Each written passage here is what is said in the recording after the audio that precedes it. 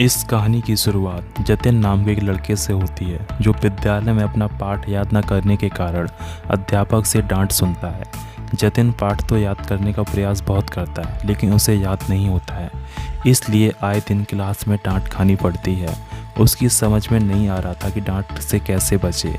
विद्यालय से घर जाकर जतिन ने खाना खाया, फिर कमरे में बस्ते को लेकर बैठ गया।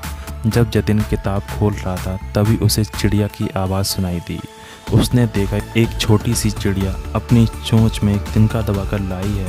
उसने तिनका को रोशनदान में रखा लेकिन तिनका नीचे गिर गया। चिड़िया उड़कर नीचे आई। उसने तिनका अपनी चोंच में उठाया और उड़कर उस तिनके को रोशनदान में रखा लेकिन तिनका फिर से नीचे गिर गया था। जतिन की बहन कमरे में बैठी स्वेटर बुन रही थी। उसने अपनी बहन से पूछा, दीदी चिड़िया क्या कर रही है? उसकी बहन ने कहा, चिड़िया अपना घोंसला बना रही है।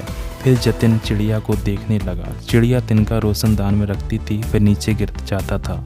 चिड़िया उड़कर नीचे से अपना तिनका उठाकर चोंच में दबाकर ले आती थी। इस तरह वह बार बार प्रयास करने के बाद चिड़िया तिनके को रोशनदान में रखने में सफल हो गई।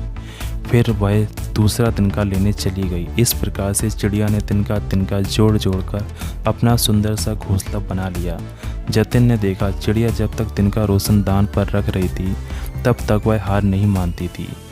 चिड़िया को देखकर जतिन के मन में विश्वास आया। पूरा भरोसा रखकर अगर हम परिश्रम करते हैं तो हमें सफलता जरूर मिलती है। चिड़िया से सीख का जतिन पर गहरा असर पड़ा।